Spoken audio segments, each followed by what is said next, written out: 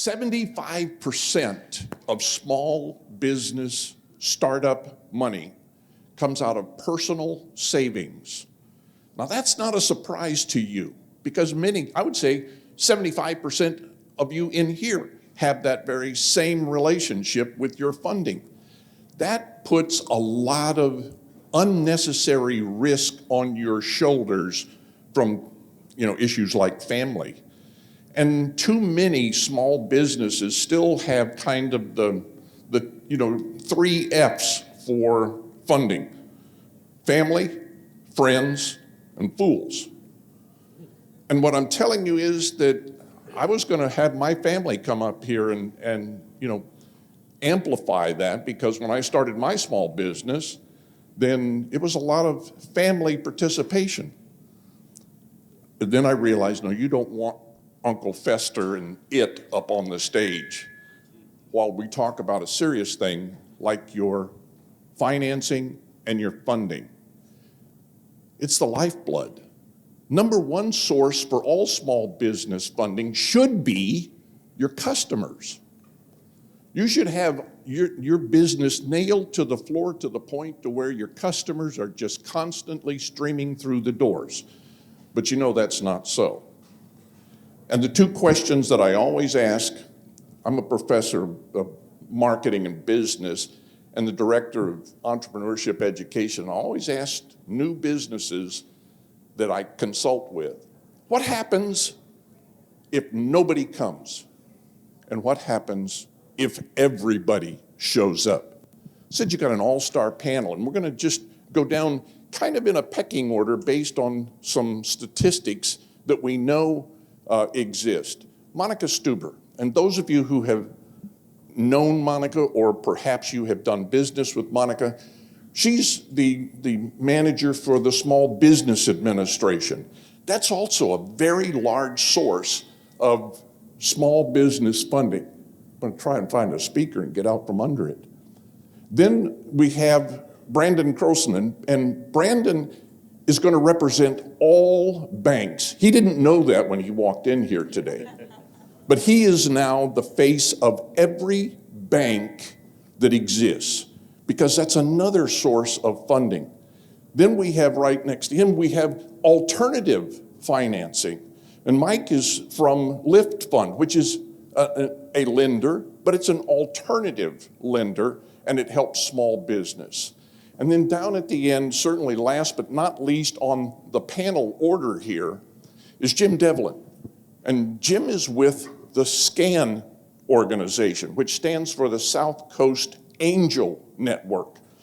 And angel funding is also something that is available, but it's not available to every business. And so what I'd like for them to do is, going down the panel line here, is to describe in general terms their funding opportunities for small business. And then I'll plug in some very specific questions. If we have time, then we'd like to take some Q&A from the audience as well. But folks, that's going to be driven by the clock, and there's lots of information. Here's 2 things you can take away from here today.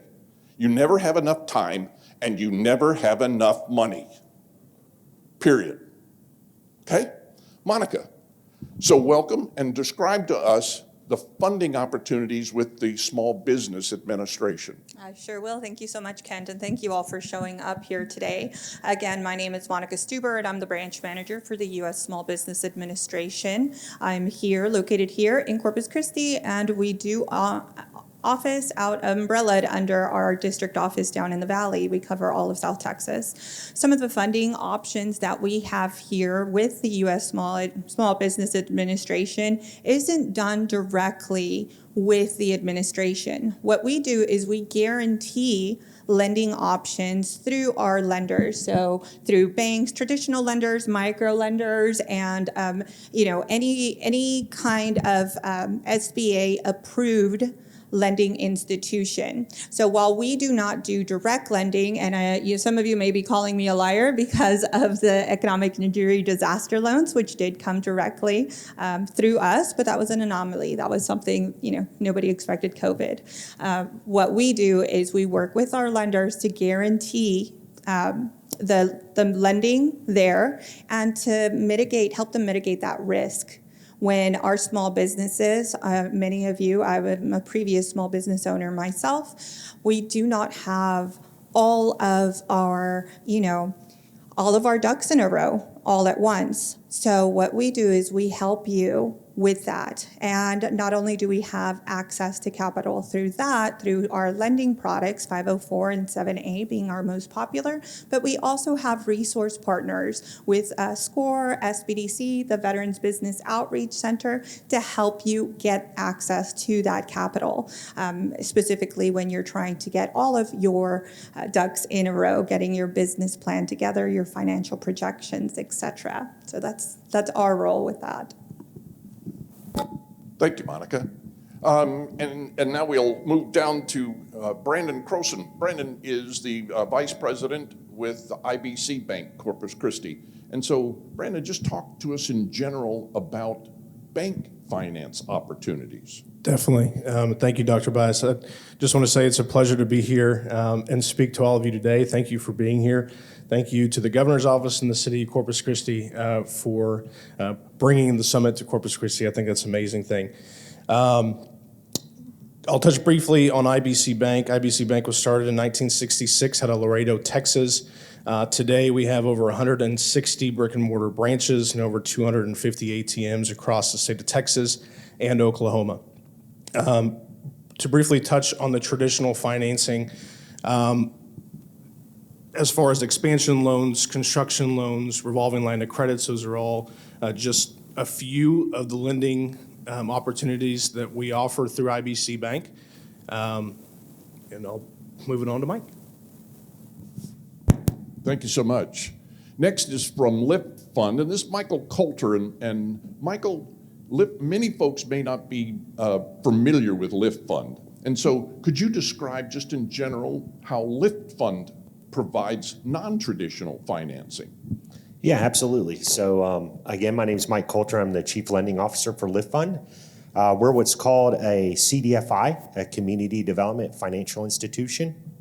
And there's lots of CDFIs throughout the country. LiftFund is one of the older ones. We've been in business for 30 years, based out of San Antonio, Texas. My team covers a 15-state footprint. But the majority of the activity that we do is right here in the state of Texas, and the city of Corpus Christi is one of our strongest supporters. So CDFIs really focus on providing access to capital to individuals who may not qualify through traditional means like a bank or a credit union.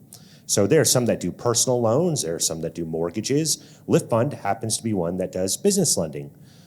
We actually participate in the SBA's Community Advantage Program. We are the biggest practitioner of that program in the state of Texas in SBA Region 6, and we are the second largest practitioner in the United States. We also participate in the SBA's micro-lending program. So the two things that are going to really separate a CDFI like LiftFund from a traditional bank or a credit union is really two things. One, we're not a depository institution. So we don't have checking accounts, savings accounts, treasury products. We just do lending and education. The second is that not all CDFIs, but LiftFund is a nonprofit. So since we are a nonprofit and since we are not a depository institution, to be able to serve the communities that we're reaching out to, we rely on institutional private grantors or gift giving, as well as support from the cities, municipalities, states, of the communities that we serve. So again, in the case of Corpus, the city is one of our strongest supporters. So we can get access to capital out to individuals, again, who may not be able to qualify through traditional means like a bank or a credit union. Thank you, Mike.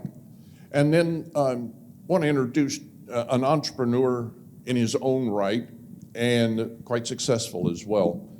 Chief Executive Officer of Lincoln Energy. This is Jim Devlin, and Jim, you're also the CEO, the president of the SCAN organization? That's correct, yes. Please describe the SCAN organization, South Coast Angel Network, please. Let me give you a little bit, just briefly. I've co-founded and founded 2 separate oil and gas exploration companies. I'm a rancher, real estate investor, and through the South Coast Angel Network, I've invested in over 20 individual companies that came through our process, and our group elected to invest in them. You all already know what angel investing is. Maybe you don't know that. How many of you have seen Shark Tank? There you go. That's angel investing, except we don't have the music and the long walkway and the drama, but that's the concept. We are different than probably every other funding group in this room in that our type of funding is what's called dilutive funding, which means we would invest in your company, and I'm oversimplifying it, instead of loaning you money to build your company. So if an angel investor provided funding to your company, they would expect, or they would demand, a share, ownership share of the company. It can be very complicated processes, or it can be very simple. Additionally, angel investing is not traditionally a source for starting a business. You know, seed funding, as Kent mentioned, generally comes from friends and family. Angel investing is designed to take an already existing and successful company and help boost it to the next level of growth and success down the road. So there's got to be an existing company with a great business model, a great business plan, really good management and leadership, and a runway to creating value for an angel investor, which would become, of course, a partner with the founder. There's 2 points that are really critical to remember from an angel investor's perspective. One is we don't do it as a favor to you. We do it as an investment, and we expect and anticipate a significant return on our investment and the risks that we take to invest in your company. In a general sense, angel investors look for a return on investment of 10 to 20-fold what they put into a company. The other thing that's different is angel investors are not long-term investors, meaning we don't invest in a company with the idea that we're going to be there standing beside you 20 years from now and hope that your business is still doing well. We only invest in companies where there is a planned, effective system in place for that company to grow, move to a next level of value, and then have a monetization event on the horizon.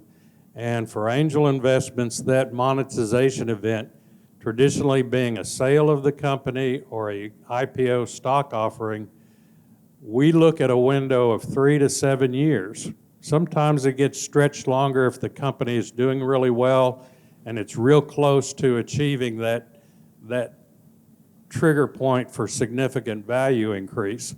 But that's one thing with angel investors that is absolutely non-negotiable. There's got to be an exit plan.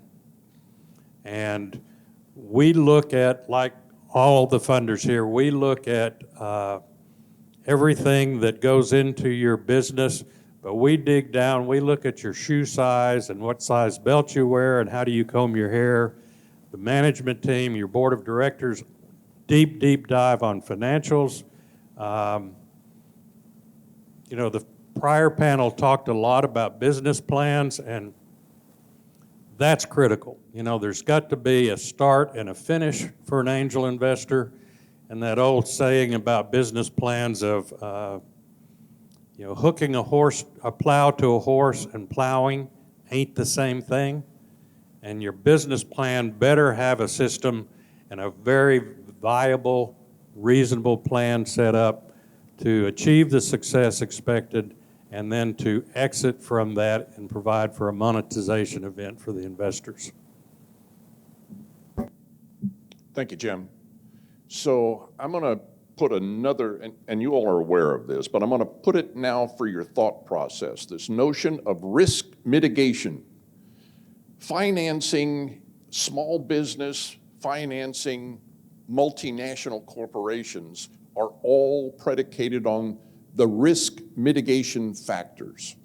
And so in that risk mitigation context, then I'd like to begin now with Jim Devlin and talk about some of those critical issues that a small business in your deal opportunities, what are those critical issues that the small business, that startup need to have before you could really accept their investment opportunity because they have mitigated the risk to the best of their ability, Jim?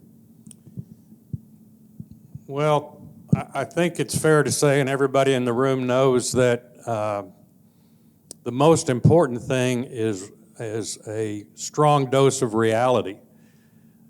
If a business owner or founder doesn't have a grip on reality and really understand their business, understand the market, understand market share, and most importantly, understand their company's financials and the financials for the industry they're in, then the odds of that company being successful are not very good. So the most important thing is having that grip on reality, not being overly optimistic, and equally important, not being overly pessimistic about the potential for their company. We look really, really hard at reality when it comes down to making an investment decision. And again, looking at the people that the founder surrounds themselves with. The board of directors, if there is one, and there should be, the management team. All of those things that go into making the most probable case for success for that founder and their company. So I'm going to stick with you, Jim. What's more important, hard work or intellect? I think I've heard it say that busy is the new stupid. If you ask somebody how they're doing these days, everybody says, "Oh, I'm really busy. I'm just busy. I'm working 70 hours a day." And okay, that's great, but being busy is not the same as making progress or achieving results. There's a huge difference.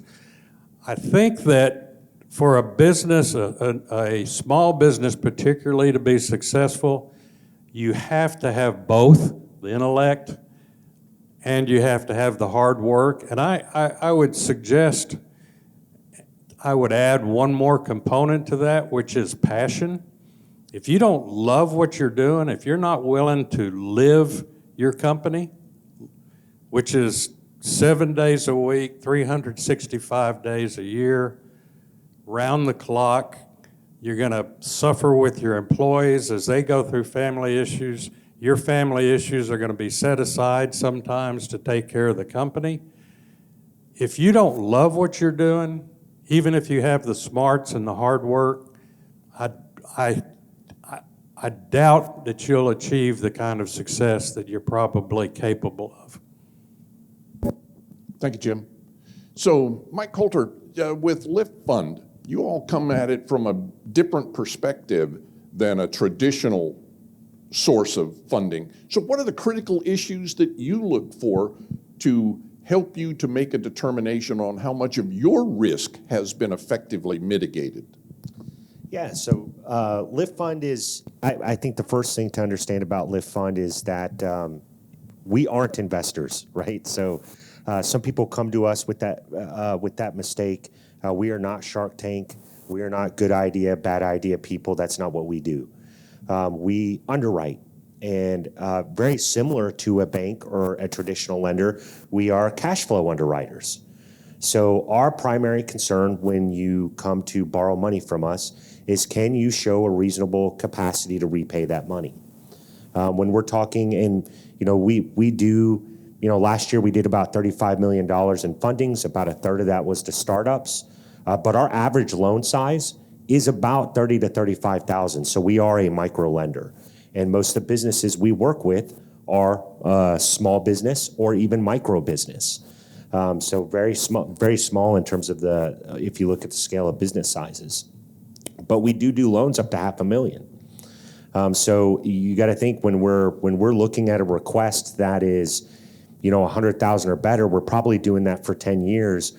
We're trying to assess the ability of the business or the probability of the business to be able to repay us our debt, and we're making a 10-year commitment.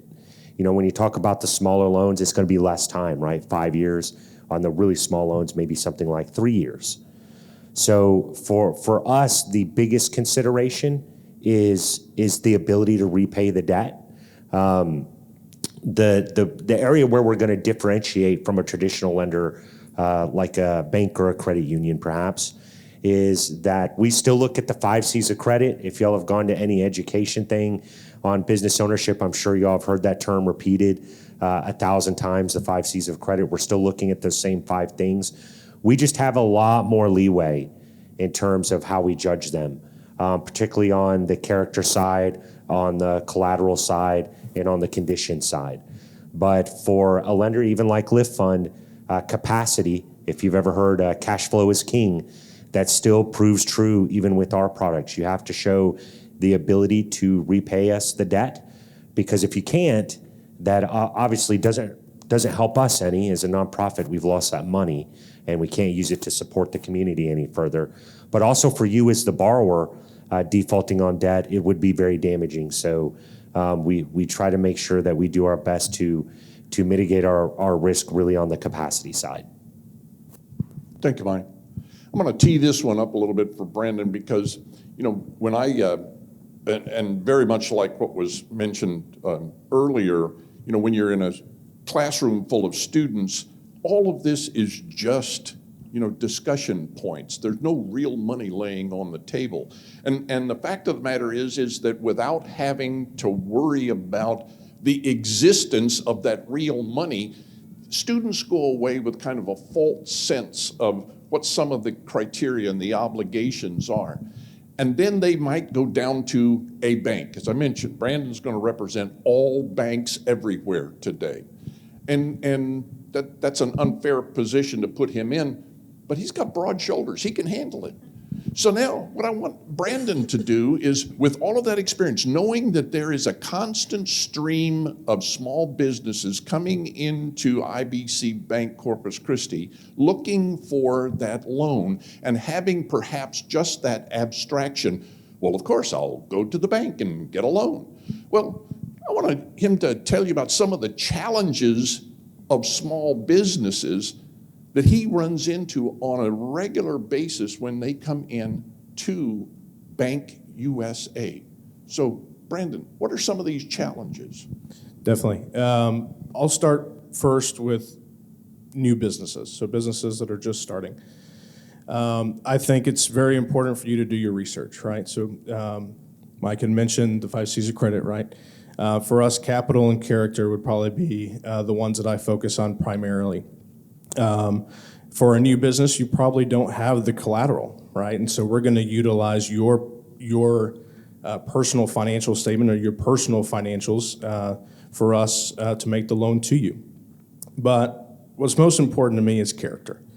IBC is a relationship bank. We're not a transactional bank. We want to know our customer. We want to know what type of experience that you have, right? As far as the challenges that I've faced with small businesses, one, I think credit history is number one.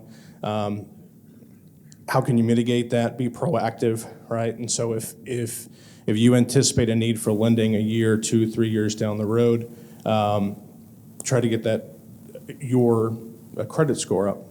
The second thing is the lack of sufficient financial statements. The number one thing that I'll say is befriend either a bookkeeper or a CPA. I think CPAs are very important when it comes to both small businesses and large businesses. But what we want to see as full-service financial institutions are balance sheets and income statements, right? And so for new businesses that are utilizing QuickBooks softwares, that's something that can be produced for you. But I would highly recommend reaching out to a CPA to help you out with that. Brandon. Thank you, Brandon. And Monica, very similarly to the Bank USA metaphor, then you probably have a constant stream of small businesses who want to participate in the SBA loan opportunity. So what are some of the challenges that from your perspective, small businesses need to overcome in order to be successful with that? Sure. So the first thing I'd like to say, and this is something that I run into very often, is do not assume that there is free money. There is no free money. There will always be, I know, there will always be something that you need to put in, that we call that your skin in the game, right? What you put in your investment into your business. We also run into quite often business owners that have their ideas in their head but do not have it written down on paper.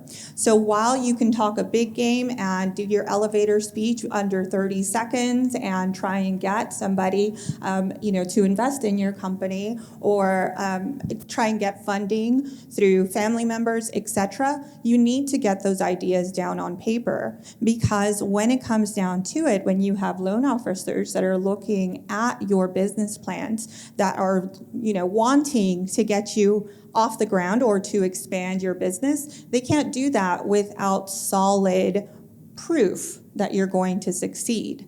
So we very highly recommend that you do take advantage of those resources. As the previous panel had mentioned, we have several resources that are here for, I know, Anne, I can't say for free, but at no cost to you, because this is your tax money at work. So those are a few of the things that I'd say. Also, a lot of our small businesses are masters at their trade, but not masters in business. So you need that assistance. You need that the guidance that you can get from our SBDCs, our scores, our VBOX, so that they can get in with you and help you through those processes. Oftentimes I get questions like, well, I'm just a startup. How am I supposed to know what my financial projections are going to be? I'm just guesstimating. And it's just a matter of doing that research so that you can show those lenders, our traditional, our angel investors, our micro lenders, etc., that you have done that research and that you have all of that information in the back of your head, not only there, but also down on paper, so that they can mitigate that risk and that they can feel confident in investing in your business, because essentially that's what it is, right? It's an investment. And they want to make sure that they are secured when they are putting that money in. Thank you, Monica. You're starting to hear the same thing resonate over and over again, regardless of the source. But I think it's also important, and if you looked at your own personal finance, aside from business, it's not a one-size-fits-all. You don't have just a checking account or just a credit card account or just a savings account. You put together an entire portfolio of your financing, and there may be an entire portfolio here to where some of your project growth and opportunities for your business might very well fit really well with a scan opportunity. Another element here is that I'm not putting any of these folks on the spot for how you should structure, but you need to understand that small business oftentimes needs to cobble together their financial plan that has bits and pieces of each of these in a balanced sense for the long term.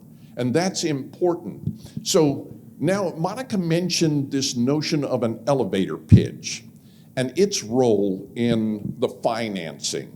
So I'm going to start down with Jim. Jim, tell me, what are the things most likely to kill a young small business operator in that pitch stage?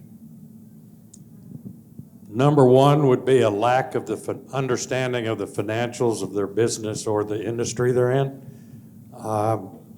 There's several other ones, a lack of confidence, a lack of passion.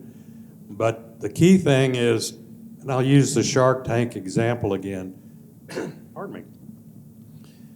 When one of the sharks asks a pitch person, whatever you call those, asks them a question about their business, a specific number question, what's your sales, what's your net, what's your gross, what's your market? And when one of those people can't answer that question, that clearly indicates that they're skimming along on the surface of the business instead of really understanding deeply what makes business successful and what would make them successful in comparison to their competition. So the financials got to be the number one thing. And understanding those financials right down to the penny, pound, and decimal point. The other part of that is, okay, well, so we understand what could kill a deal, but what could really elevate a deal from a lender such as LiftFund? So when they go through their pitch and put together, what's that critical element that says, that's the one that I'm going to invest in? Yeah, sure. So I think there's really two things that we're going to do there. So obviously, when we hear your pitch, our conversation is going to go just beyond a pitch, right? So we're going to have more in-depth conversations with you about your business, and kind of the opposite of what Jim was saying. Someone who understands their financials, even if they're not perfect, right? So again, we're generally working with individuals who, for one reason or another, might not have been able to get that access to capital from a traditional lender like a bank. So a lot of times the financials may be a little imperfect, right? Maybe they're not great, but if you can speak to them, if you can explain to me when I have questions about them, about what's in them, why that's there, and you can tie what happened in the financials to what happened with the operation, that helps a ton. Also, character or / credit when you're kind of talking about those 5 C's. Again, a lot of times we work with individuals who have had struggles in the past with fulfilling their debt obligations, right? And so maybe that prevented them from getting access to capital from a bank or a credit union. Well, we'll look at those deals, but what really helps is, hey, when you got back on your feet, are you in the process of, or did you make those creditors whole that you defaulted on, where you failed to keep your promise?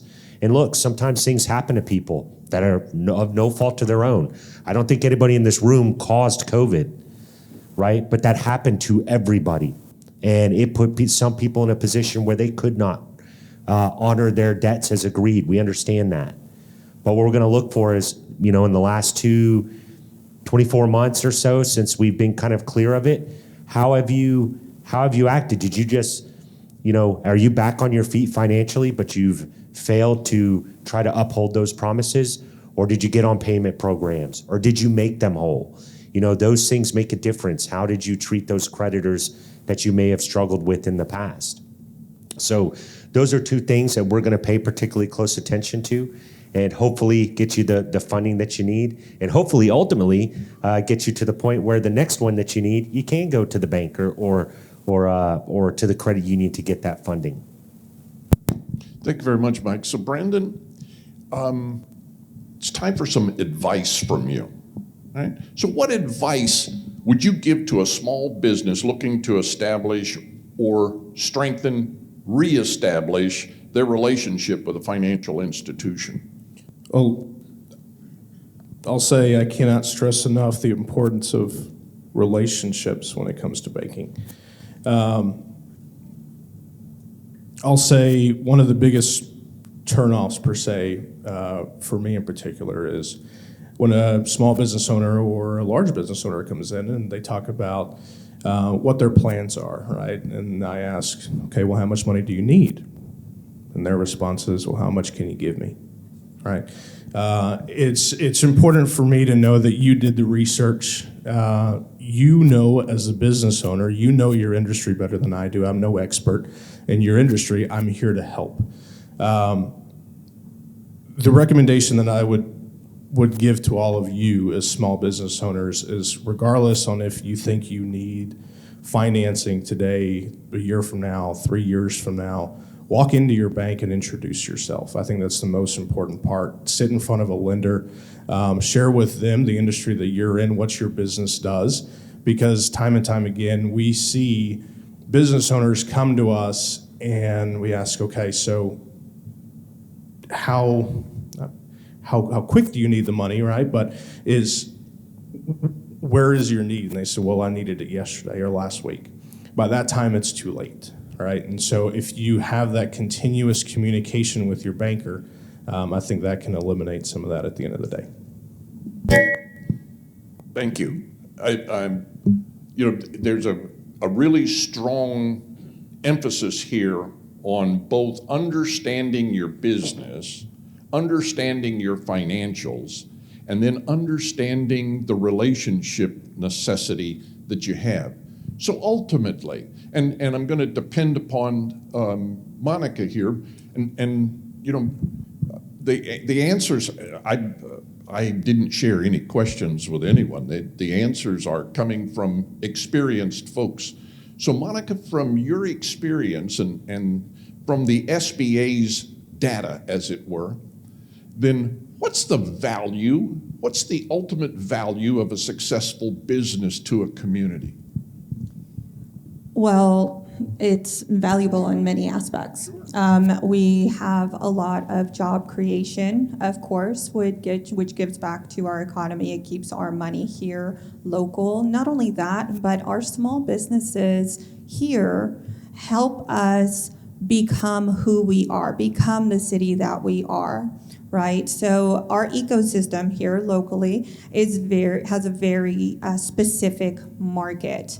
I often, when I tell people that we are part of the Lower Rio Grande Valley District Office, they're surprised because Corpus is completely different, right? Corpus is its own thing. We do not, we're not snobby, but we don't relate to it. We don't relate down to the valley. Our small businesses are such a huge part of that, from anything having to do with the customer experience when they walk into a store, or when they talk to a small business owner, to everything else having to do with the reputation that the city has. Our small business owners here are, I can tell you, very persistent and extremely friendly.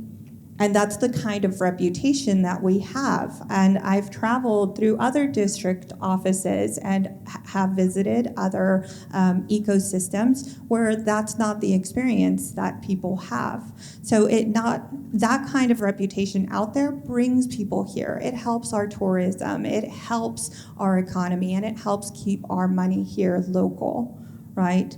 So that's important, I think, to help here and for that impact. Thank you. It's really important to understand it's not an abstraction. The role and the opportunity that exists for small business is incredibly ingrained in the American economic system. The Western industrialized nations depend upon entrepreneurs and small business, family-owned business. And I think, some of the other nuggets that I pulled out, because I've gotten the high sign that we're running out of time. So I'm going to kind of wrap this up with a participation exercise. And in this participation exercise, everybody in some capacity made reference to confidence. And so what I'd like you to do is I'd like you to just chant after, I'll tell you this little affirmation. I am completely capable. All right? I am completely capable. Now I want you to focus on you. I am completely capable. I am. Not I'm going to be, not I was, but I am completely capable. I am completely capable. I am completely capable. Now get some money from these folks and go out there and be successful. Thank you.